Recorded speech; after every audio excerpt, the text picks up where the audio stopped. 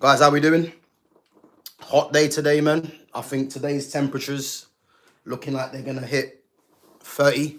I think 30 degrees, which is hot. So I've planned to go to the gym, but literally gonna go a bit later when the sun goes in a bit, man. But you know what? Can't complain, man.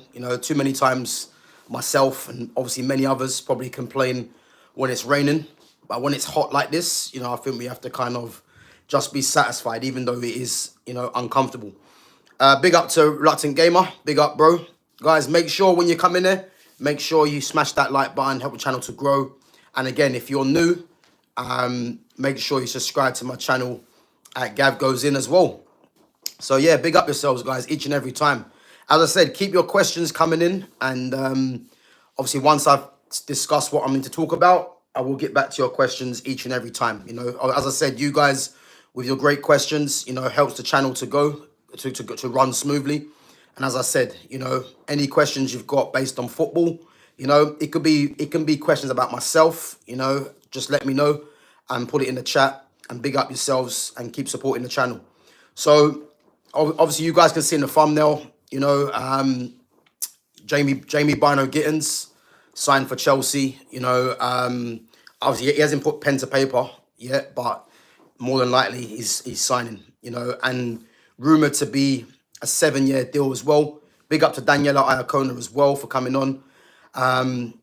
So yeah, rumoured to be a 7-year deal, which obviously is not surprising. This is what Chelsea do now. Whenever they sign younger players, they're getting them on a 7-year deal so they can lengthen the payments out for over a longer period of time, which is smart business, really. And how do I feel about Chelsea signing BYNOE Gittens? If I'm honest with you, and if I'm a Chelsea fan, I would have my concerns. I can see why Chelsea have signed him, because you look at who Chelsea have, in their I think part of their recruitment. You've got the ex-Man City recruiter that's in there, and there's no surprise by the likes of Adebayo, former Man City, obviously Romeo Lavia and Cole Palmer, former Man City, Liam Delap now, and now Jamie BYNOE Gittens. So you got all these players that are formerly of Man City now rocking up at Chelsea, and as I said, they're trying to build like a little mini Chelsea over there. And the fee, from what's been reported for BYNOE Gittens, is 55 mil. And I think, as I said, if you're a Chelsea fan, how do you feel about that? Because I think it's very clear that Chelsea needed to go out and get, one of the top left wingers in Europe right now. BYNOE Gittens, to me, I think he's a decent player, but I don't think he's what Chelsea need to take them to the next level. Because I think to compete with Man City and Liverpool, Chelsea needed to get one of the best left wingers in Europe to kind of take them forward. And I think BYNOE Gittens, for me, is more of a project signing. 20 years of age, and obviously again he hasn't been starting regularly for Borussia Dortmund. Big up to Shamoon as well, guys. As I said, I will get back to your questions after. But big up yourselves for coming on. Make sure you smash that like button on the way through as well. So you look at BYNOE Gittens coming through. I'd say he's more of a project signing, and I'd say that literally, he wasn't even starting for Borussia Dortmund regularly. And I think we have to say now, is he going to be the starting left winger? Because I think if he is, I don't see how that improves Chelsea. I don't see how it improves it. And to spend 55 million on BYNOE Gittens as well, I think it's concerning. I think it's definitely concerning. But obviously they've seen something in him to think that he's worth that fee. And you'd probably go as far as saying now, that's probably Chelsea's business done in that part of the pitch. Because I think if BYNOE Gittens would have cost, I don't know, let's say, 30 to 35 million, I could see Chelsea possibly going out and getting another player in. But 55 million for BYNOE Gittens at 20 years of age, again, is concerning for me, because I look at the likes of, and I know it'd be a very difficult deal to do, Rodrigo, even Nico Williams, obviously he wants to go Barcelona. Rafael Leao, obviously. I think all the players that Chelsea probably would have gone for, they would have been priced out of a move, or the player would have chosen elsewhere. So, you know, they'd probably been in a way forced to go for BYNOE Gittens, you know. But what I would say is that I don't know if this is a signing that Chelsea should have made in terms of taking them forward. Because I look at this signing of BYNOE Gittens to go with what they've got already. I think that doesn't take them close to Chelsea, to Man City or Liverpool, in my opinion. But as I said, yeah, I think Chelsea fans, you know, I think a lot of Chelsea fans might look at that and think, you know, it's one for the future, and they don't mind him coming in. But I think the fact that they haven't got, you know, a proven, recognised striker up there, and they haven't got that left winger in, I think this season, I'm not quite sure where they go with this, you know. And obviously, there's another player that I will get onto after that we're going to speak about. But guys, if you're a Chelsea fan, big up to Gunners fan as well. Let me know what you think of the BYNOE Gittens signing. 7-year deal, 55 million. Do you think that's money well spent? Or do you think Chelsea have kind of messed up in regards to not going for a more proven signing? You know, let me know what you think. Moving on, JOAO Pedro. Obviously, JOAO Pedro interest from both Newcastle and Chelsea. I think today has come out that, you know, Chelsea are in discussions with JOAO Pedro, and that is his preferred move. You know, you look at JOAO Pedro. If I'm honest with you, I think if I look at both teams, Chelsea and Newcastle, I think Newcastle is the more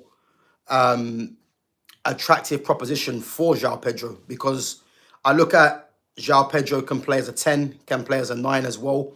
And he'll be covered to Alexander Isak as the number 9. But then also, if Newcastle wanted to change up their team, you know, and go a bit more attacking, you could play JOAO Pedro in the 10, Isak in the 9, and then go for Sandro Tonali and Bruno Guimaraes as 2 sitting midfielders. So that option was there. Obviously, they had a bid of 50 mil rejected. But it's looking likely now that Chelsea are in pole position to sign him, you know. And again, as I mentioned yesterday, we're looking at 60 million, I believe, for Brighton to even think about selling JOAO Pedro. Because I think Brighton haven't got to sell him, but they probably know the player wants to move on, and there's Champions League football there as well. But I think, personally, it's going to cost 60 mil. And again, I mentioned yesterday, you look at Cunha, Mbeumo, definitely those two, and a lot of the other players, they're all going for 60 million. So I think Brighton will look at JOAO Pedro as the starting fee of 60 million to get him out of there, you know. Big up to DXR as well. But yeah, as I said, I think the JOAO Pedro one, for me, I don't really see it at Chelsea. And I'll tell you why. Because as we all know, Chelsea need to go and get, you know, a proven striker. I look at Liam Delap, the signing of Liam Delap, and Delap can play, you know, I think he's got the capabilities to play as a false 9 and as a target man striker as well. And if you look at JOAO Pedro isn't an out and out striker. You know, he's more in the Joshua Zirkzee mold, I would say, in terms of, you know, attacking midfielder comes, well, Joshua Zirkzee is a striker, obviously in a different system, but I think Pedro is more of a forward that can play slightly deeper as well. And I think Chelsea, for me, needed to go and get someone that was a proven goal scorer, the likes of a Osimhen, a Gyökeres. You know, obviously there's been links to Ekitike. And again, Ekitike now, where does he end up? Because if Chelsea do sign BYNOE Gittens, do sign JOAO Pedro, then they won't obviously go for Ekitike. So, you know, where's he going to end up? Which is going to be interesting. But what I would say about JOAO Pedro, he's a very good player. You know, he was hyped when he was at Watford. You know, obviously coming at Watford, I think when he was 18, I believe. Obviously gave him the number 10 shirt as well. And obviously there was rave reviews about him in Brazil when he first went to Watford. They were saying that this player is going to be a big player in the future. You know, and to be fair, he's I think he's in his mid-20s now, it might be. Or I think he might be, 24, 25. And he definitely has the capabilities to go and play for one of the top teams. I just don't see it at Chelsea, because Chelsea, as I said, need an out-and-out goal scorer for me. And the fact that they've signed Liam Delap, I think their need for another type of player like JOAO Pedro isn't really there, because, again, they've got players like Cole Palmer, William Esteval now saying he wants to play in the 10. You know, JOAO Pedro obviously plays in the 10 as well, but can play as a striker. You know, so they've got players there that can fill that position. You know, and not to mention as well, they've got a lot of midfielders that you know, will fancy their chances of getting game time. And if you've got 3 central midfielders in there, that makes it, you know, only 3 striking positions, which the likes of Cole Palmer and Esteval can both play from the right as well.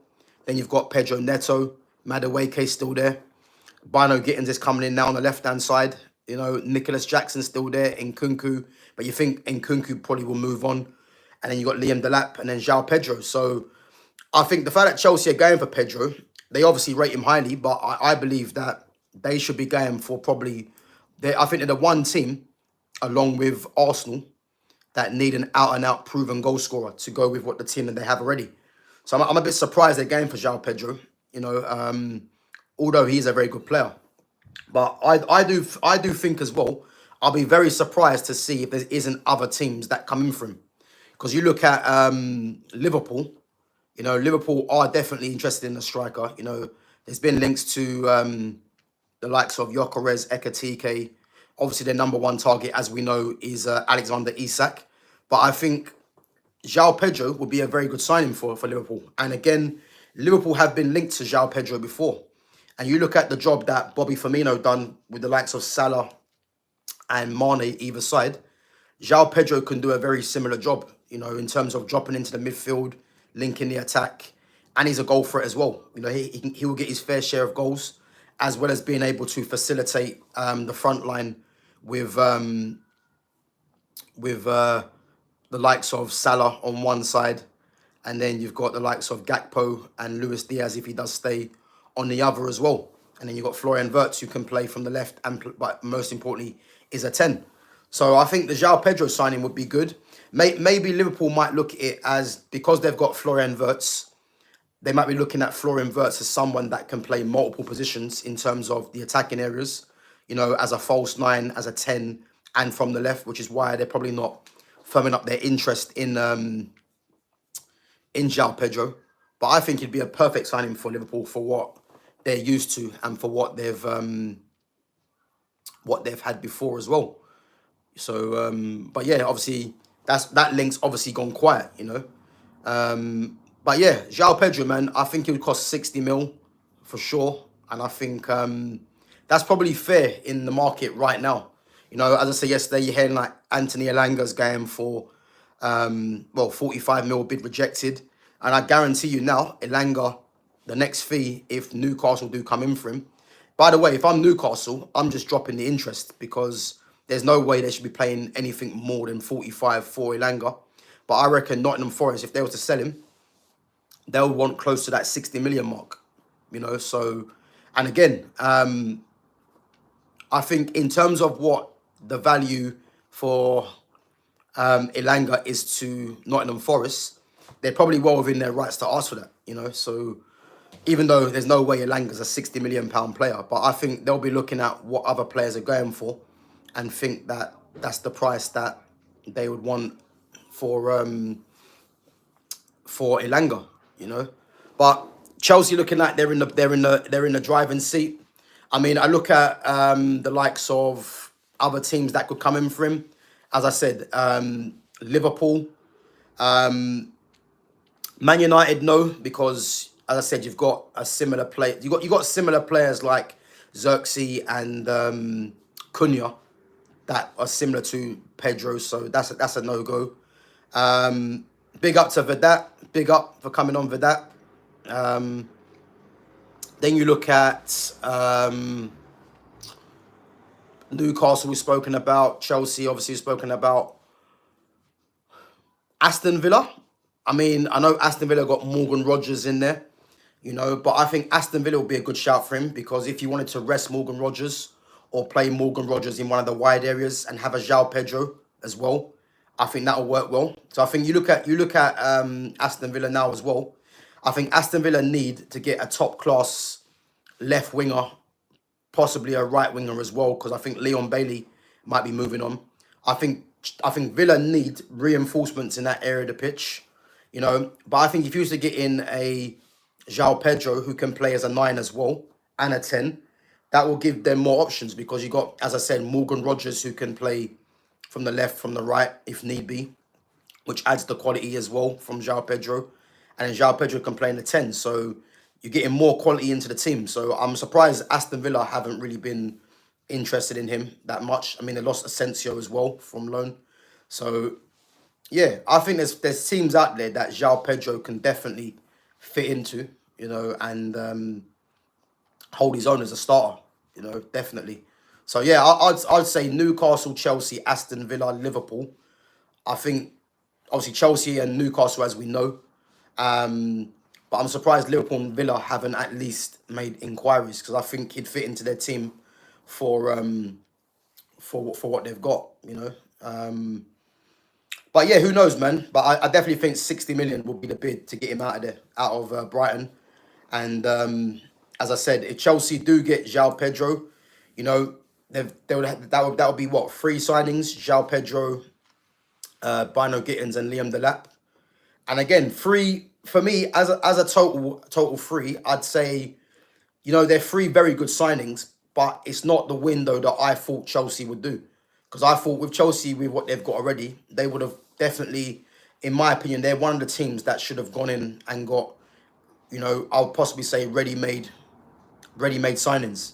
And as I said, 3 young players that they're bringing in, which again is, I think in the future, Chelsea can be frightening. But I think for what Chelsea need now, they probably needed probably a bit more, well, they needed a bit more experience, you know, in the top end of the pitch, and definitely at the back end of it as well, in goal and in defence. But yeah, it's looking like Chelsea are in the front, are the front runners for JOAO Pedro, and we'll have to wait and see what happens there.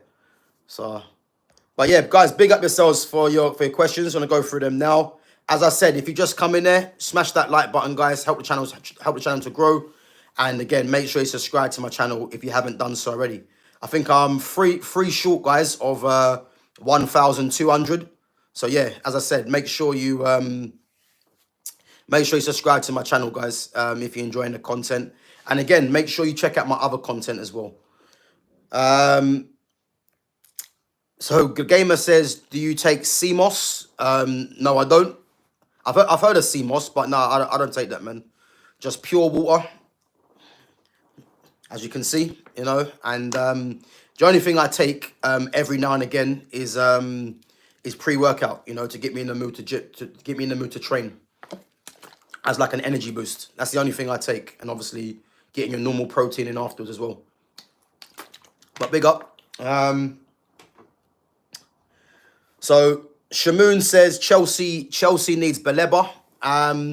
Big up to Shamoon. Shamoon, I think it might be your first time in there as well, but obviously a lot of the chat that's in there, you know, will know that I look at Baleba as that. Baleba for me should be Man United's first choice midfield target, you know. And I did say as well that in one of my previous streams, I can't remember when I've done it, I did say that Baleba is perfect for Chelsea, you know. And the reason why Baleba for me is very much appealing is because he's left-footed, you know. Because if I look at the top-class central midfielders that are left-footed, for me, there's 2 players that are elite in my opinion in Europe, and that aren't at they're already at big clubs. And I look at Camavinga and Fabian Ruiz. They're the 2 that stand out for me that are left-footed central midfielders that are, you know, top-end midfielders. And Baleba for me is the next one coming through, you know, because for balance, you know, you look at Chelsea's central midfielders, not including the number 10s, because William Esteval and Cole Palmer are both left-footed. But if you look at the central midfielders, they're all right-footed. Lavia, Caicedo, Enzo, Andre Santos, Dario Rasugo, all right-footed. And for me, Chelsea are not going to sign Baleba because they've got too many midfielders as well. But Baleba would be perfect because Obviously, Dewsbury Hall's left-footed, but Dewsbury Hall's not a star. But Baleba, for me, left-footed, you know, adds balance to that midfield. And I think he'll be a great signing for Chelsea. But Chelsea are not going to go in for him because they don't really need him, because they've got so many central midfielders that they can't really fit into the team anyway. So, but as I said, for me, Baleba should be made a main target for definitely Man United. And I'm just surprised why there isn't more interest in him, because, as I keep saying, I think he's the next big midfielder in Europe. I look at the Premiership now in terms of central midfielders. You know, he's definitely one of the best young players in midfielders in the Premier League, and I definitely think that he's going to be targeted by not only the top clubs in this country, but by the top clubs around Europe in the next few seasons if someone doesn't snap him up. I think that's how good he can be, you know, because he possesses all the qualities for me that a top central midfielder should have. You know, as I said, very good in possession, tenacious, you know, press resistant.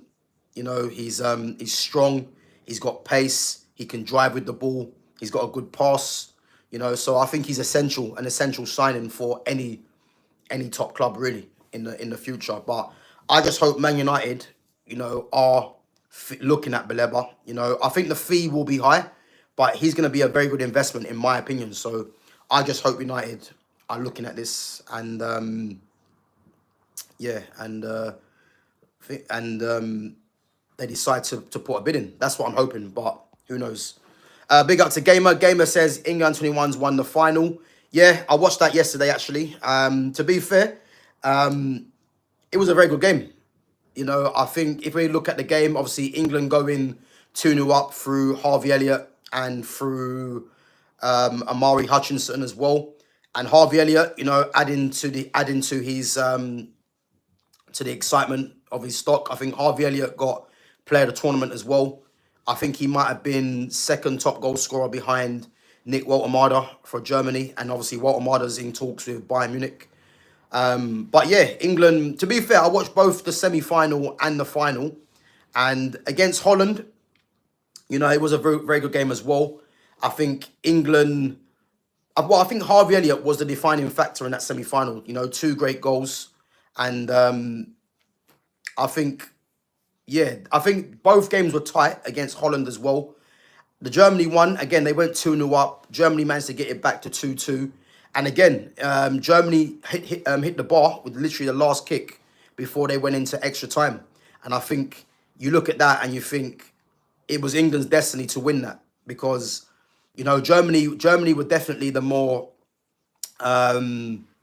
dangerous team in that second half, you know, and watching the game, you could tell Germany were going to get back into it. And then when they hit the bar, I thought, yeah, you know what?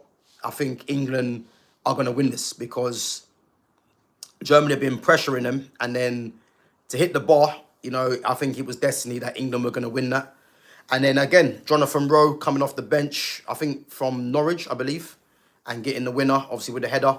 But to be fair, there were some very good performances from the England 21s. So from what again, I didn't watch all the games, but I watched the semi-final against Holland, and I watched I watched the highlights against Spain, semi-finals against Holland, and the final against Germany.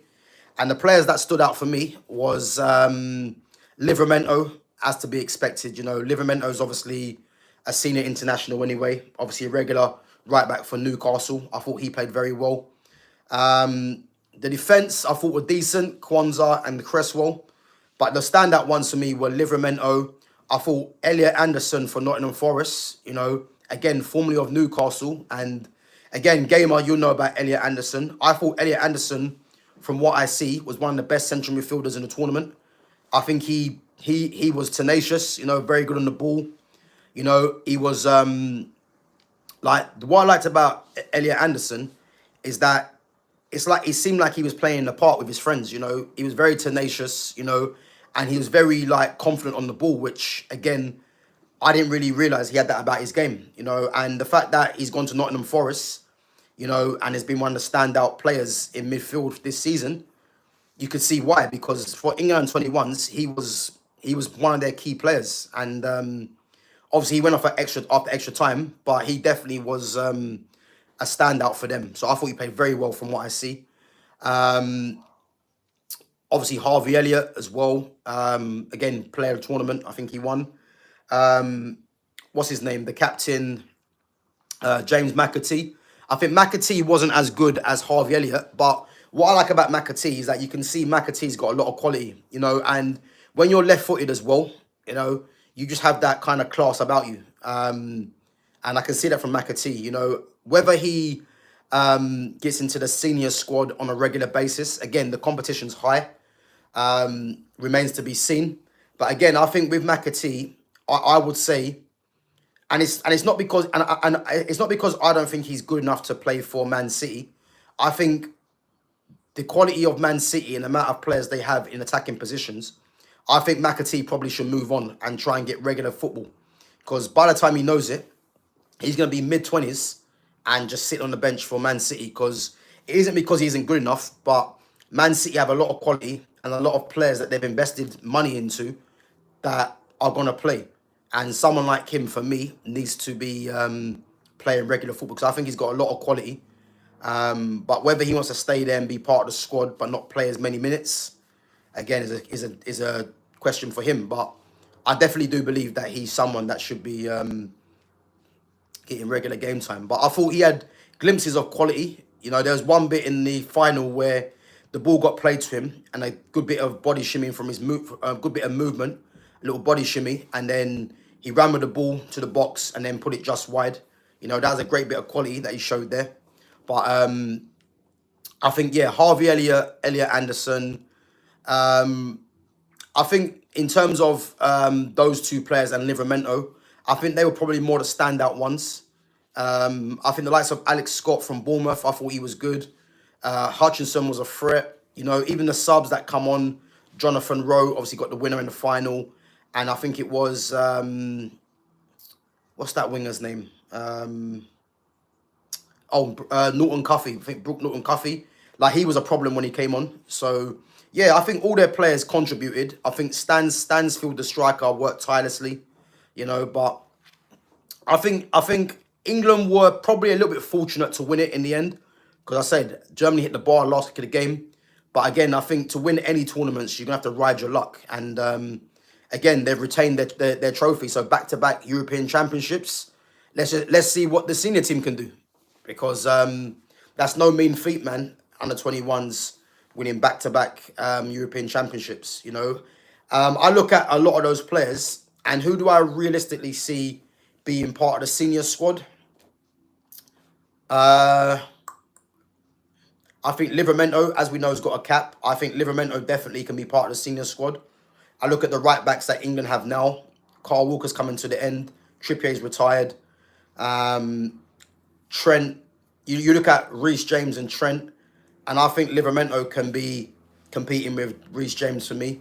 I think he'll definitely be part of the future squad for England.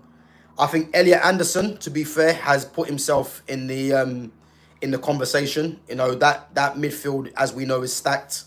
But I think he's put himself, from his performances, in the conversation.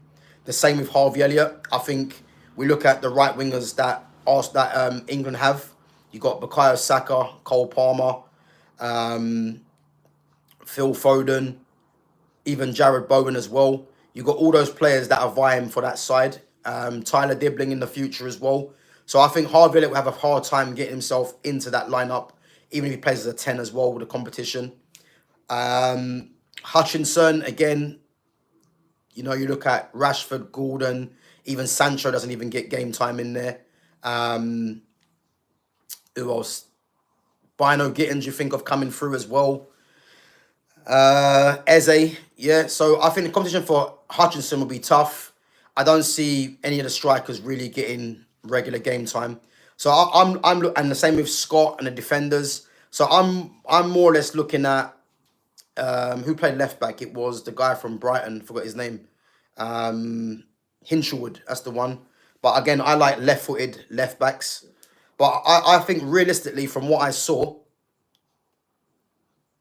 McAtee mentioned as well. I think possibly Livramento, Elliot Anderson, I think from this tournament are the only two that I could see with a shout of being regular, and Harvey Elliott. But again, the competition's high. of having a shout of getting into England 21's England senior team. But again, those two players there are by no means going to be starters. So yeah, it's going to be difficult, man. But yeah, they won the 21's European Championships, and in the end, they deserved it, man, because they beat, you know, Spain, Holland, and Germany to win it. So yeah, but big up, gamer. Gunners fan says they should have gone for Rodgers. Yeah, listen, 100% Gunners fan. So again, I done a stream the other day on Chelsea. They should go for Kudus and Morgan Rodgers. The fact that they spent 55 million on Gittens and haven't even tested West Ham or Aston Villa's resolve with bids of that amount for Rodgers and Kudus, again, doesn't make sense to me, and it's concerning, because I think Kudus and Rodgers for me are not only better than BYNOE Gittens, but they're Premier League proven as well. So for me, I'm surprised that they've forked out 55 million and haven't really gone for Rodgers and Cunha with that kind of money. Rodgers and Kudus with that kind of money, which, as I said, is mad. And as I said, if you're a Chelsea fan, let me know in the chat if you're in it. Do you think it's acceptable that they've spent 55 million on BYNOE Gittens, a player that isn't a regular for Borussia Dortmund, and haven't even inquired about Kudus or Rodgers? Because you'd have to believe now there's no chance of them going for Rodgers. Again, Rodgers is someone that can play in the 10 on the left. Gittens is only going to play on the left-hand side. And again, Gittens isn't better than Rodgers. So, yeah, it's surprising to see why they've done that. But again, they've got, I believe it's Joe Shields, who's part of the recruitment. And again, he's formerly of Man City. So this is why. But again, Morgan Rodgers is formerly of Man City. So I'm just surprised that they've chosen BYNOE Gittens over going for someone like Rodgers. Whether Aston Villa have come out and said they're not selling Rodgers at any price, you know, or they've priced him out of a move, fair enough. But it's surprising that they've gone for BYNOE Gittens and haven't put that money down for Rodgers, you know. Madness. Gamer says everyone's rejecting Newcastle bids because they're trying to rinse us. That's how it is now when you're rich Saudi club. Yeah, do you know what? I'll be honest with you, Gamer, yeah? I'm actually surprised at some of the bids that have been rejected, because I think first and foremost, Newcastle have come in with acceptable bids for the players that they're actually going for. You look at 45 million for Anthony Elanga. I think that's more than enough, but you can see why Forest might be looking at 60 mil, because 60 mil is probably the going rate for many attackers now in the Premier League. I think 50 mil for JOAO Pedro, as I said, is more than enough. But it's odd, because you look at Mbeumo's obviously chosen United. You look at JOAO Pedro, I think at the moment now he's favouring Chelsea. And the Elanga one, have they made a second bid yet? I'm not too sure. But he's actually quite odd. So I look at Newcastle, and maybe it might be something to do with, you know, these players might not want to move to Newcastle, the Northeast. I don't know. But I look at Newcastle, they're in the Champions League. They've got a team, you know, that will be competing for the top 4 places this season as well in the Premier League. And if you're a good player, you can go and add to that. You know, I look at some of the players they have, especially Tonali, Guimaraes, Isak. They've got players there that are regarded as some of the best players in the league. And as a player, I'm surprised that they wouldn't even think about going there. Because I look at Pedro, for instance.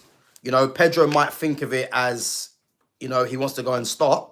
But I don't think JOAO Pedro automatically starts at Chelsea. So, you know, whereas at Newcastle, I could possibly see him getting more starting opportunities than at Chelsea. Because you think of the likes of Joel Linton, Sandro Tonali, and Guimaraes that play in that midfield three. You know, obviously, Joel Linton picks up suspensions. You know, one of them might pick up injuries.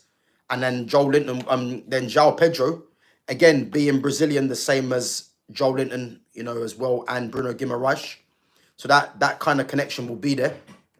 I'm just surprised that he hasn't thought about going to Newcastle more than Chelsea, you know. So it is surprising, but I do think Newcastle will get some signings in. Again, I'm surprised why they haven't found up their interest in Kudus, you know, because after Mbeumo, Kudus for me is the next obvious one, and I was saying this about 4 months ago. So I am surprised why they haven't gone in for Kudus yet. But yeah, obviously they want James Trafford in goal, which again, James Trafford, you know, is going to be a future England international as well. I think he's the next one up from Pickford once Pickford's done. So yeah, I think they will sign, you know. But I wonder who they're going to go in for, because if JOAO Pedro is favouring Chelsea, as what's been quoted in the last couple of hours, then who will be the next target? Because if I'm Newcastle, I'm going for a Jack Grealish, try and get Jack Grealish there. You know, Jack Grealish and Kudus. You know, Grealish can play from the left as well and in the 10. And then you got Kudus who can play on that right, and there's a glaring hole in that team there. I don't know why they haven't done that. But obviously Newcastle have their own ideas, man. But yeah, I think when you're a Saudi club, they're going to try and get as much money as possible. But I'm surprised that they haven't... I'm surprised that those players or the clubs haven't really accepted at least some of those bids. But again, it's going to be difficult.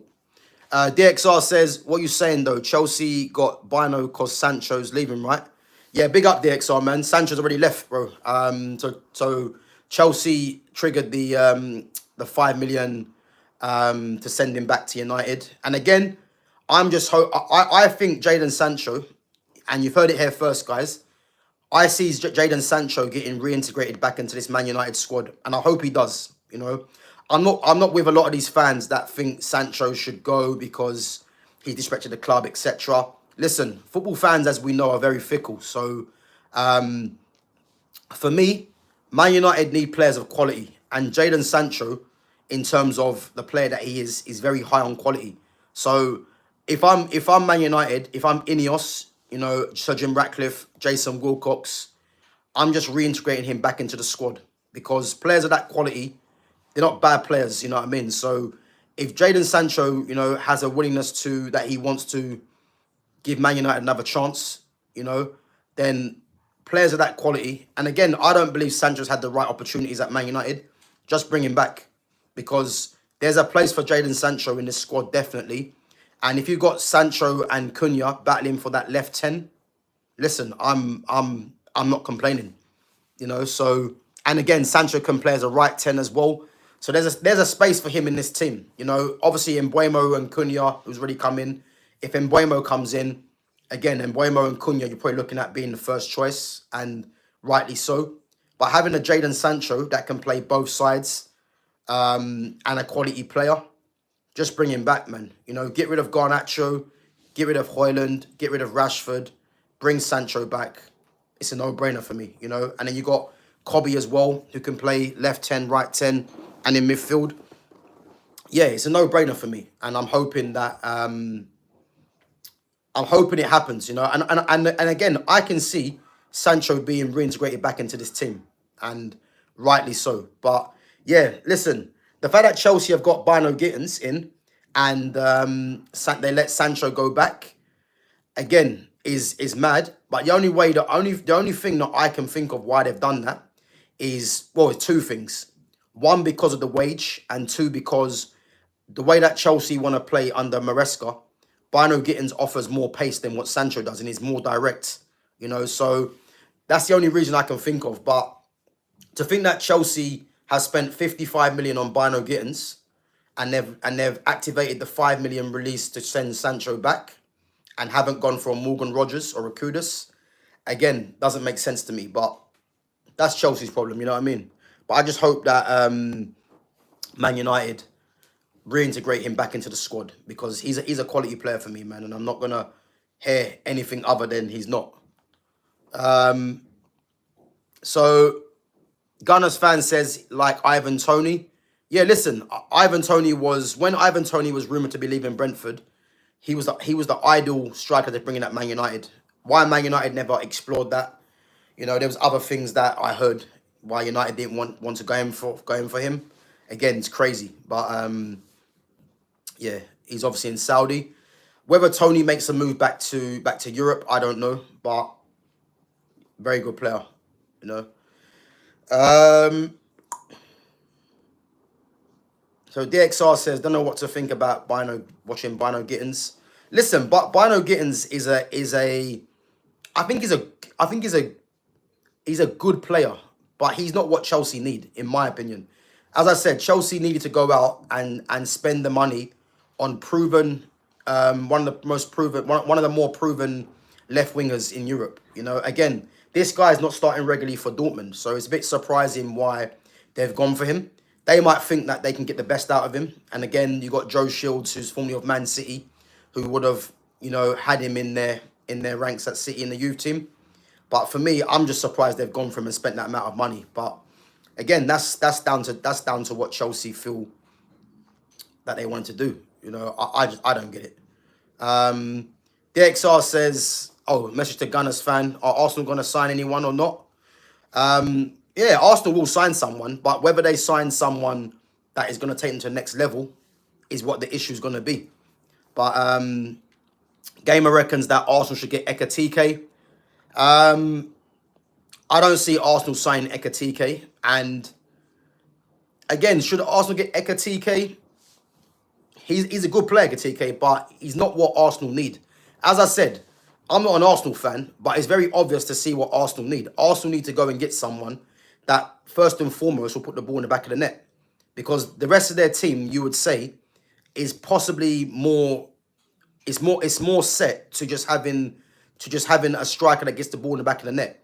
Ekatike is more someone that the likes of a Liverpool, you know, likes of a Chelsea could do with. You know, even Chelsea need an out-and-out goal scorer. But I think the way Arsenal's team is, you know, they need an out-and-out goal scorer for me. And everyone knows it should either be Osimhen or Gyökeres, realistically, you know. But if they go for Ekatike, yeah, he'll be a good signing. But I don't believe Arteta is going to start him over Havertz. If Arteta was to bring in Gyökeres or Osimhen, he would have to start them, which gives him a problem.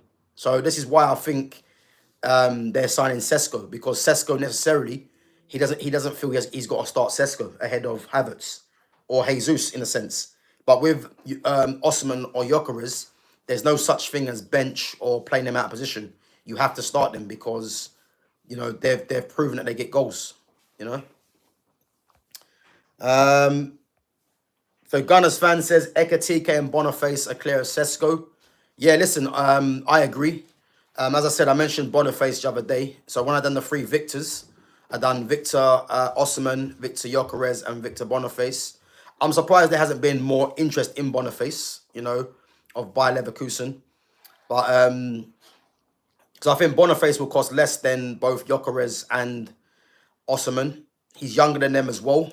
And I think in terms of what other teams need, I think Boniface would offer, you know, a lot to those teams. But there hasn't been any interest in him, you know. So it's mad. It's mad. But maybe later in the window, you know, it might change. Who knows? So Norgard, Kepa, and Zubamendi have been confirmed, though don't know when they will sign their deals. Yeah, and again, I look at those three players that Arsenal are going for, and they're three good players, but they're not three players that are gonna strike fair to any teams in the league, Liverpool or Man City.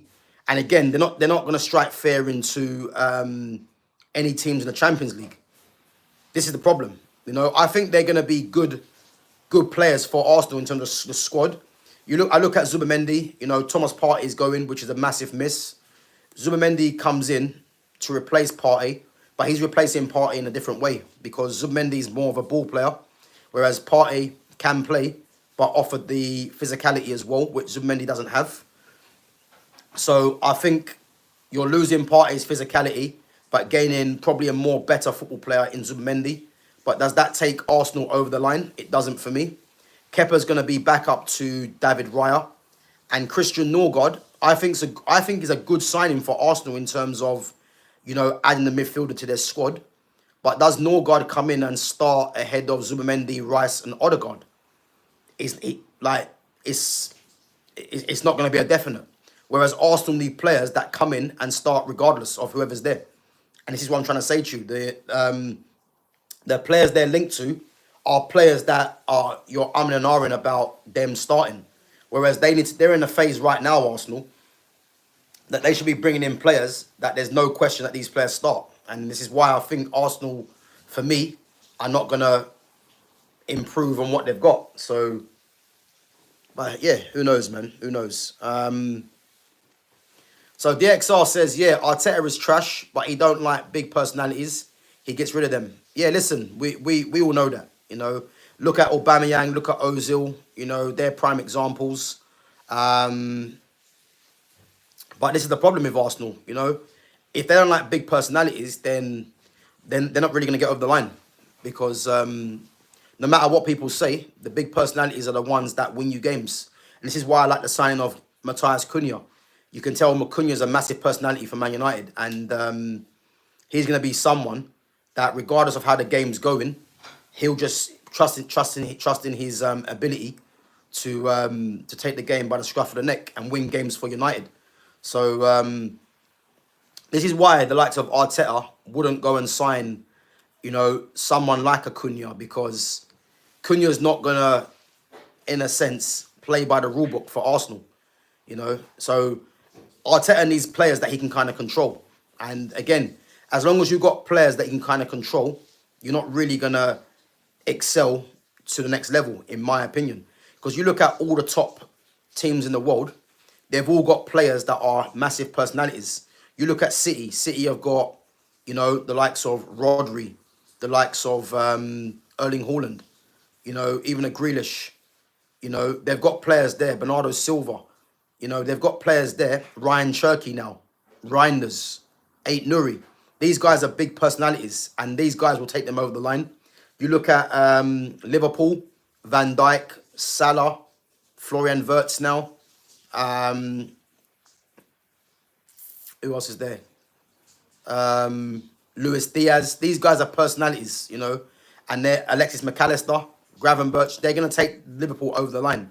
And then you look at Madrid's, Barcelona's. There's no point talking about them. They've got massive personalities in their squad. And until Arsenal adopt that, because I look at Arsenal now, and they haven't really got anyone of personality. I think their biggest player of personality in their squad, I would say, is probably Gabriel Magalhaes. I think he's probably their biggest player in terms of personality. But other than that, a lot of their players are yes men, you know. And if you've got a bunch of yes men in your squad, you're not going to get over the line. So this is the problem with Arsenal. And until Arteta, again, Arteta for me shouldn't be in charge anyway, because he's had more than long enough to get Arsenal a significant trophy, you know. So he shouldn't be there anyway. But again, Arsenal, keep him in charge, man, because as long as you keep him in charge, you know, you ain't doing nothing. And I'm happy with that, you know. So Gunners fan says, yeah, this season Arteta should win the FA Cup minimum. Again, Gunners fan, big up for your question, but what I would say, you're lowering your standards, because if you're now saying that the minimum for Arsenal is FA Cup, the minimum for Arsenal for me should be league title or Champions League, because Arteta's been at this club now, coming on 6 seasons? You know, out of all the teams in the Premier League, he's had his team built longer than a lot of these other clubs. So I would say about 2 seasons ago, it would have been FA Cup. But for me now, their minimum has to be either a league title or a Champions League. I think if you're saying FA Cup, that's lowering the standards, and there's no way an FA Cup should be acceptable for Arsenal in comparison to what the amount of money they've spent, to how long this team's been together. So, as I said, for me, the minimum should be Champions League or league title, which, let's be honest with you, you're not winning either, in my opinion, because Arsenal are not going to do what's required to get them over the line in those competitions. So, again, if he doesn't win either one of them, Arteta, he should be sacked. You know, he should have been sacked, as I said, ages ago. But, hey, if they want to keep him in charge, man, then keep him, because it's going to produce the same results, and that's not winning the major trophies. DXR says, I've had managers like him at my jobs. They're easily threatened if someone is loud or has some magnetic pull with their colleagues.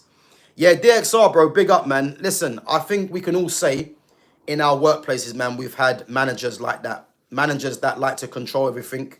And, you know, if you're a personality, you know, I've had this in my jobs, you know, if you're someone that makes them feel under threat, they'll soon try and alienate you or try and get rid of you from their jobs. You know, because as I said, a lot of these managers, you know, they're either people that have been bullied at school, you know, people that are used to having their own way. And then when you're someone of personality, someone that's confident, you know, they'll soon try and get you out of there because again, it puts their position and their aura under threat, you know. And again, many people have gone through this, like myself, like many others, you know. If you don't toe the line in these jobs, you know, they'll try and find some way of getting you out of there. And this is the problem in society in general. You know, if you're someone that puts them under threat, someone of personality, they don't really like that because it's all about control, you know, and this is the problem. So, yeah, big up, man. Big up to Vedat. Gunners fan says we needed a winger and striker, and Teta wants to sign Mosquera and Hato, both defenders. Yoro Hato, for me, I think he's a sensible signing because I think he's going to be one of the best. He's one of the best young defenders in Europe, and I think he's got potential to grow definitely. How much he's going to cost, again, I'm not too sure, but I think he's going to cost quite a bit of money from Ajax. You know, I actually know what I reckon 40 to 50 mil. I think Arsenal before were quoted, from what I saw, 100 mil, I think it might have been. But he won't go for 100 mil, obviously. But I think he's more of a future signing. He's more of a club signing, I would say. Mosquera, I would say they're going for him to protect the long term in terms of, because William Saliba, for me, I think this could be Saliba's last season at Arsenal, especially if they don't win nothing. I think you'll see the likes of Barcelona, Real Madrid come calling for him. So I think they probably thought, you know, let's get a younger defender that could, you know, be as good as Saliba in the future. So I think he's only, 22? So, you know, I can kind of see why they're targeting him. But as I said, they're not serious, man. They need to just go and get a striker over the line, which isn't Sesko for me, and a left winger. But the fact that they're targeting those kind of players, again, is concerning. Let's see.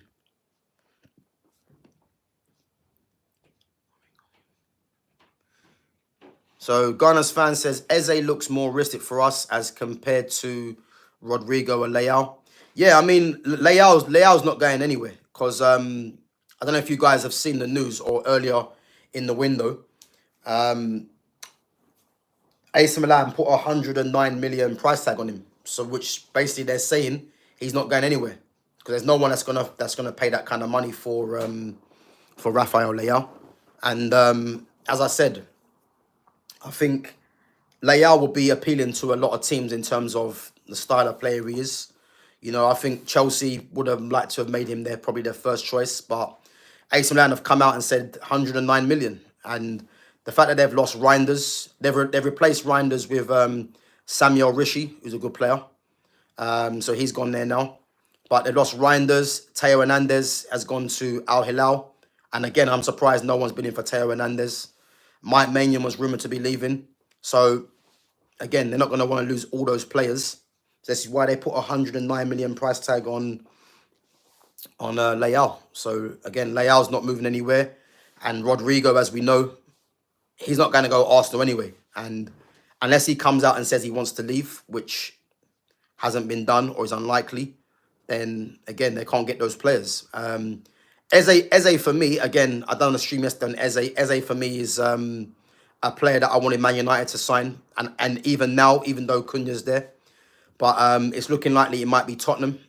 But who knows? You know, it could be... Even Chelsea should have gone in for Eze ahead of BYNOE Gittens.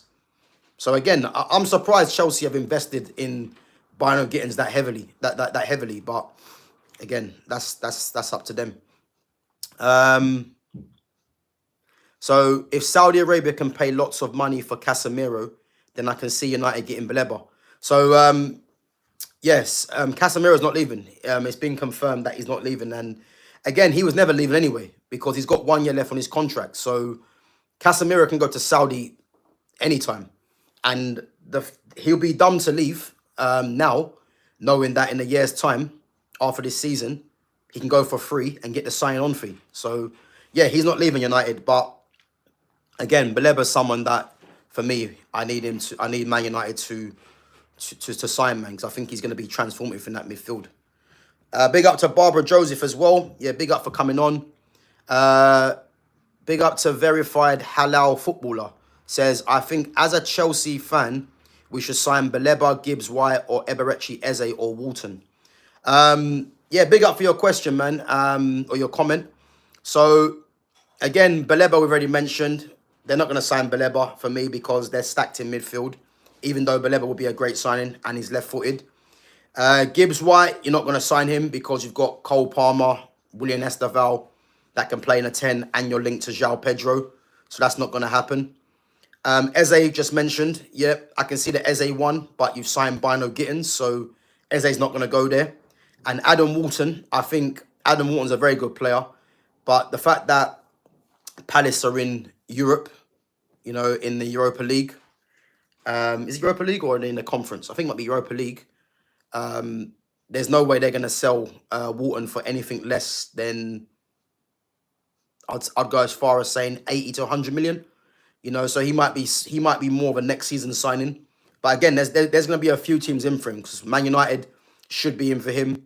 Again, there's other teams that should be looking at him because he's a very good player.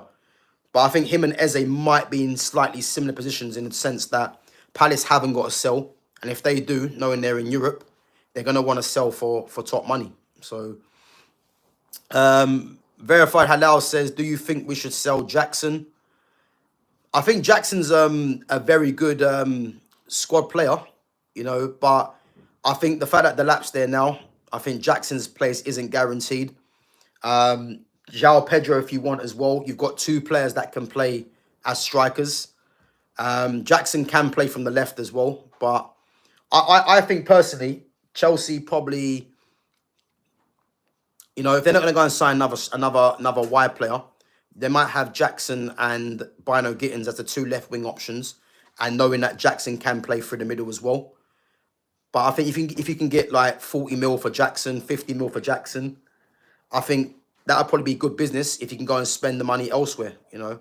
Because I think Jackson being the main striker, I don't think he's going to put up with him being second choice or being on the bench. So, yeah, I can see him moving on. But do I think you should sell him?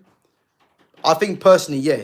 Because I think the fact that they're looking at JOAO Pedro and obviously Delap's there as well, you know, and now you sign BYNOE Gittens, you know, I don't think Jackson's an automatic starter anymore. So I think possibly, yeah, they probably might cash in and probably it might be the right decision. Big up to Xedra. Big up, bro. So big up, Gav. While Gittens is better than Garnacho, I don't think he is. I think in terms of physicality, Gittens is better than Garnacho because Gittens is quicker than him, is stronger than him. In terms of quality, he's probably better than him quality-wise as well. Yeah, Gittens for me is better than Garnacho. I don't rate Garnacho. I don't see what qualities Garnacho has. You know, I've been saying this for a while. So for me, Gittens is better than Garnacho. I just wish Chelsea come and bid for Garnacho and gave us that money. But yeah, from a physicality standpoint, he is better than Garnacho Gittens. And from a quality, you'd probably have to say he is as well. So, yeah. But big up, bro. Big up for coming on.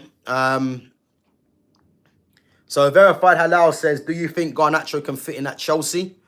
I think in terms of what Chelsea are looking for, because it's quite obvious what they're looking for, the pace on that left-hand side, then, and someone that's more direct, then in terms of the directness, then, yeah, he can fit into there. But Chelsea don't need to be going for Garnacho or even BYNOE Gittens, who they just signed. Chelsea need proven in that area. So the fact that they've got Gittens now, there's no point going for Garnacho, and I don't see why they were going for him in the first place. And as I said, whether they go and sign another player in that position is unlikely. But yeah, I'm just surprised that they've signed Gittens, in my opinion. But the interest in Garnacho's died now, and why they were in for him is shocking, to be fair, you know. Big up to Arsenal and Pakistan cricket team. Yeah, big up, man. Gamer says, I hope we get Trafford. Yeah, you will get him. Definitely you'll get him. I think Burnley are just trying to, you know, push the fee higher. But if Newcastle want him, they'll get him. You know, they can offer him Champions League football. Again, you've got Nick Pope, who's formerly at Burnley. Trafford's at Burnley. Trafford formerly of Man City as well. And Trafford's going to be the eventual number one. So I can see him going there. It just depends how much it's gonna be. Which I think the next bid that Newcastle might put in, I think we'll get it over the line. What do you think about Yankuba Minteh at Trafford? So again, Yankuba Minteh used to be at Newcastle, and Newcastle let him go to Brighton. So yeah, I mean, if Newcastle was to sign him back, that'd be very odd, you know. But he was actually before. I think he used to be at Feyenoord or PSV, and then Newcastle bought him, and then I think now he's at Brighton. But if there's rumours that Newcastle want to bring him back, I mean, why let him go in the first place? But yeah, I think Minteh and Trafford would add to Newcastle's options in their team, definitely. I think Trafford can come in and be the number one, although Nick Pope has done a very good job. And that right-hand side, I know Jacob Murphy's done well, but they need an upgrade. And as I say, Mbeumo was the first choice. That's not happening. So, kudos, Minteh. Yeah, listen, it's going to be an upgrade for sure, in my opinion. Gamer says, I want Grealish for sure. He would help Isak and the team a lot. I agree. And I think the only stumbling block might be his wages. But if Newcastle can get a Jack Grealish into their team to add extra quality, then for me, it's a no-brainer. Should Arsenal Pakistan cricket team says, should Man United sell Sancho, Rashford, and Antonino? So Sancho, they shouldn't sell. Rashford, I think based on Rashford's wages, you know, and the fact that he's been there for that long, they should cash in on him, definitely. And Anthony, I would give another chance to, but I think if Mbeumo comes in and you got Ahmad there as well, he won't get game time. So I think if you can get money for him, then it's probably a good option. But Sancho, for me, definitely, you know, he needs to be reintegrated back into this team, 100%, because he hasn't been given a fair shake at this club, in my opinion. So yeah, definitely Sancho. I think Rashford and Anthony, because of the wages and the money, I think they should at least be cashed in on, you know. But yeah, that's what I believe anyway. Big up to YTM in Aras 11 says, hello man, I came yesterday, remember? Yeah, listen, I remember your name, man. Big up yourselves. Guys, there's 14 likes on there. Let's try and hit 50, at least 20 likes. If you haven't subscribed as well, make sure you do. And if you haven't smashed that like button, make sure you smash that like button. Obviously helps the channel to grow. So if Sancho and Grealish want to succeed again, they need to take a wage cut. Yeah, I mean, yeah, I'd agree to that. But Sancho's not going to take a wage cut if he stays at Man United because he'll have 1 year left on his contract. If he goes elsewhere, then yeah, he would have to. That's a no-brainer. But if I'm Sancho, if it's based on the wage, you know, he would just sit tight at United because he'll be a free agent in a year's time, and then the next club he'll get the sign-on fee. But I think he's good enough to be back at United and add to the team. So I just hope he gets reintegrated back to United. Grealish, for me, I think he's on 300 grand a week at City. I think anywhere Grealish goes, I think he possibly might take a wage cut. So yeah, I think he'd have to. But to me, they're two very good players, and two players for me, if they get back to the top of their game, they're two players that will be, for me, starters in the England national team. So I do think they're two of the better players in the attacking department for England, definitely. Big up to Sham, big up, bro. Big up to Souza Ribeiro as well, and to Shamunia Bite Ismaila Saw. So Obviously, Senegalese, Ismaila Sarr. I think Ismaila Sarr's a good player, to be fair. So Gamer says, Ivan, Tony, Eze, and Mbeumo at Man United. That would be unbelievable. It would, but it's not going to happen because Mbeumo looks more likely. There's been no talk about Eze and Ivan Toney's in Saudi. But yeah, listen, if Man United had those three as an attack, you know, which should have been as well, then look, listen, I'm not complaining. But out of all three of them, the likely one obviously is Mbeumo. You know, if Man United pull their finger out and get the bid over the line. Pakistani Zindabad, big up as well for coming on. So he says, in which position do you think Forest will finish in new season? I think Forest finished mid-table. I think they finished mid-table. I think this season for them was a bit of a freak. You know, if you look at the way they played, you know, lack of possession in all the games, really. But they were quite clinical, you know. But I think this season, you know, I don't believe they've signed in areas where they can improve. I mean, if they finish mid-table, I'd still say that's been a decent season. I mean, they'll think that they can finish again in a similar position. But I think mid-table, you know, I think they might finish. But again, if they bring in some more quality players, they might think a bit higher than that. So I don't know. But I'm going to say mid-table. Exedra says, Gav, I've heard Duran wants out of Al Nassr. We should be getting him. Yeah, listen, bro, big up, man. I done a stream yesterday, actually, on John Duran. So John Duran's rumoured to be going Fenerbahce for 16 million euros. Why there isn't other clubs that are interested is surprising. You know, I think, 16 million euros is, 14 million pound, I think. So unless his wages are proven the stumbling block, I don't know why there isn't other teams, because I think Liverpool could do with him. Chelsea could do with him. Definitely Man United, getting rid of Rasmus Højlund and bringing him in. Arsenal can do with him. Who knows? Aston Villa. Imagine if he went back there. So I think there's loads of clubs in the Premier League that can do with John Duran. You know, there's been rumours about his attitude, which I don't believe. You know, it's just that, again, as we mentioned earlier about personality, you know, he's got a personality and we shouldn't be trying to kind of nullify that. But I think definitely, as you guys have known, I spoke about him before, for me, he's going to be one of the best strikers in the world in the next couple of seasons. You know, and the fact that he's going Fenerbahce on loan, you know, I think there's other teams that should be in for him. And again, he's only 21 years of age and he's got a lot of time on his side to return back to Europe. But I don't think it should be Fenerbahce. I think there's other teams that should come in for him, you know, but obviously it's been nothing at the moment.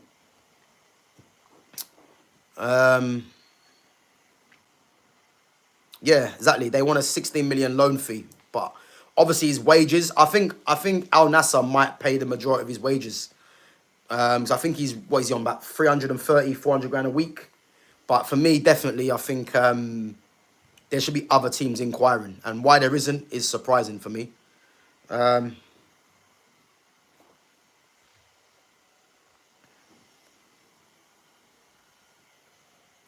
Pakistani Zindabad said, I think Sesko, Bellingham, Bruno and Zubimendi are the most overrated players. Bro, listen, I couldn't disagree. Bellingham and Bruno, for me, they're the two most overrated players in Europe. And again, I'm not really going to go into it because I think people that have been watching the channel know my thoughts on both players. But they're two of the most overrated players in world football for me. You know, two players that, in terms of Bruno numbers, which is why he's hyped, and Bellingham's hyped because of passion, in my opinion, because they're two just average players for me. From the amount of football that I've seen throughout my life and how I like to consume football, you know, there's no one that's going to tell me that Bellingham and Bruno are top players, because they're not, you know. So Zubimendi, I don't think the hype has been about Zubimendi as much as it's been about Bellingham and Bruno, and the same as Sesko. I mean, I don't rate Sesko. Zubimendi, I think, is a good player. I do. I don't think he's world class, but I do think he's good. But Bellingham and Bruno, yeah, the hype for them two players is a joke, personally. So Gunners fan says Hato is better in my opinion if we go for him instead of Mosquera. Yeah, Hato's left-footed. So again, Hato can play centre back, left back. You know, so the fact that Kieran Tierney's gone, you've got Lewis Skelly there now. Zinchenko probably will move on as well. If Hato was to come in, someone that can cover for Gabriel at centre back and at left back, it's a very good signing. Pakistan's Zindabad says, who do you think will reach Champions League quarterfinals in the new season? I'm going to say... who do I think will reach quarterfinals Champions League? I think someone asked me this question yesterday. I think if we're looking at the front runners for the Champions League, I'm looking at Man City, PSG, and then, well, Man City, PSG, Barcelona, and then I think it's going to be a pick between Real Madrid and Liverpool for me. I think those teams will be the front runners. There could be other surprise teams, but I think we can't look any further than those teams for me.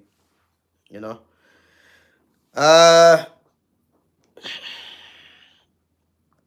So Sham says Duran won't come to the Premier League right now because if he does, he will get taxed on the millions he's made for the 5 months in Saudi. Don't forget that's the reason why Hendo went to Ajax. Yeah, listen. Obviously the money he's on at Saudi is a lot. As I said, I do expect John Duran to return to Europe, in the next couple of seasons. Obviously, he's on a loan deal at the moment, so it's even sooner than we think. But as I said, I'm just surprised there isn't more teams that are interested for sure, man. Because I do think he's a very good player.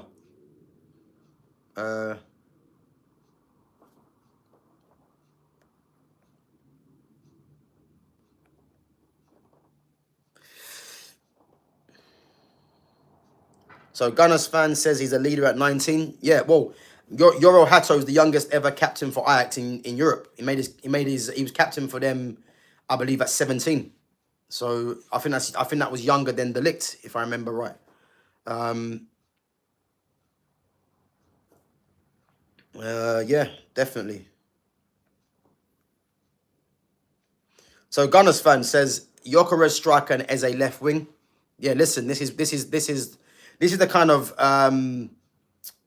players that Arsenal need to be looking at to make them serious,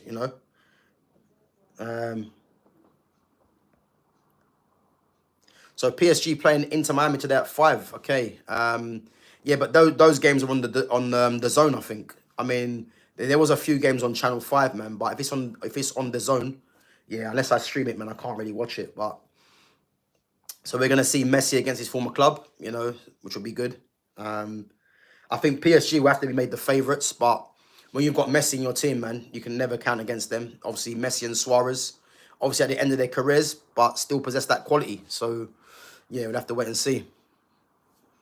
Let's see. Guys, come on. There's 14 likes. Let's try and hit 15 if it's your first time in there. Make sure you sub. Make sure you subscribe to. Make sure you smash that like button as well. Yeah, big up, Gunners fam. Big up, man. So DXR says, bro, is it me or Garnacho acts like a proper spoilt brat, man? He is proper jarring, bro. Yeah, listen, Garnacho's, ever since Garnacho came into the first team, he's always been that sort of player. But I don't necessarily blame Garnacho because Garnacho was never good. Let's be honest. He was never a player that a lot of these fans thought he was. I blame the fans because a lot of fans were just desperate to try and put him into this kind of potential to be a superstar. And the problem with Garnacho, he doesn't possess superstar potential. He's not even good enough to be at Man United. He's not even good enough to play for other teams in the league. So the fact that he was wearing an Aston Villa top with Rashford on the back the other day, I don't really know why people are surprised at that because he's been showing you this kind of poor attitude from the very start. Ever since he broke into the first team, you had a lot of these fans that were invested in him and made it out that he was better than what he was, And again, from watching football for years that I've done, there's no one that can tell me he's a good player because he's not. He doesn't possess anything, You know, he's just someone that's a willing runner, and that's it. So the fact that he's acting like a proper sport brat, as you said, DXR, isn't surprising to me because, and again, I don't necessarily blame him as much. I blame the fan base because the fan base were just trying to pitch him ahead of the likes of Sancho and Rashford, and look how that's ended up. You know, so yeah. So Liverpool have signed 4 players already. One being a record signing. Then you get Man United, who can't even get the Mbeumo deal over the line. Yeah, for me, Sham, it's embarrassing that United are messing around with this Mbeumo deal, because it's very clear, as I said yesterday, that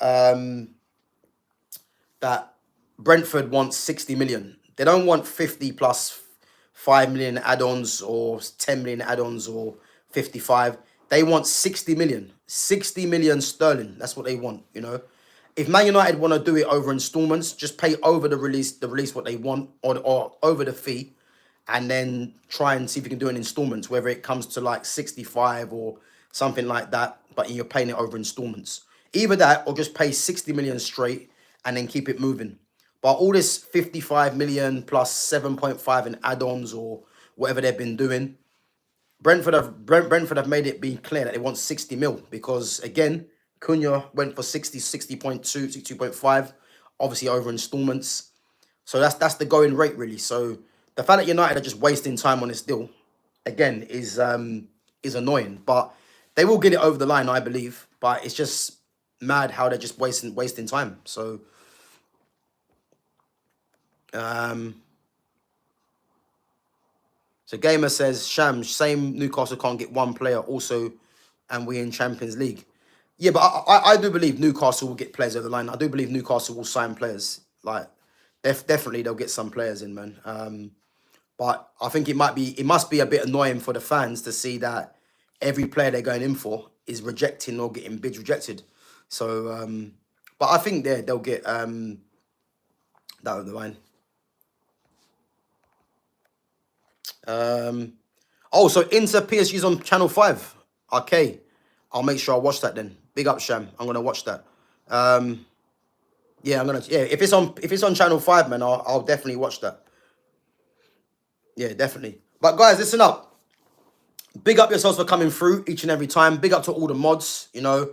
Big up to all the newcomers as well for all the questions and interacting with the chat. Guys, we got 14 likes. You know, if you haven't smashed that like button and you've just come in, make sure you do. Obviously, help the channel to grow. And again, if you're new, make sure you subscribe to my channel and check out my other content. Guys, also make sure you check out my content that I done the other day on the best front three in football history. You know, so I've put them into chapters, which is obviously if you want to hear me talk about the different front threes, and if you want to hear me talk about who I think is the best front three in football history, again, it's not really a surprise, you know, but yeah, make sure you give that a watch. You know, as I said, they're all in chapters. And let me know what you think in the comments as well. And again, yeah, big up yourselves for coming on each and every time. And I'm going to be live, obviously, tomorrow with Jonas again. So we're going to get into Liverpool Man United talk. And obviously, we're going to just talk about any other news that's been breaking over the last couple of days. So yeah, make sure you guys are back. So we're going to be live at 6:30 tomorrow in the evening. So yeah, make sure you guys are back then. And again, you're giving us your support as always. And then obviously, as you know, I'll be back on the Friday as well with Flawless at 5:30. So yeah, guys, big up yourselves each and every time for coming through. As I said, smash that like button, subscribe to my channel if you haven't done so already. And yeah, I'm going to catch you guys tomorrow at 6:30 with Jonas. Big up. Take it easy.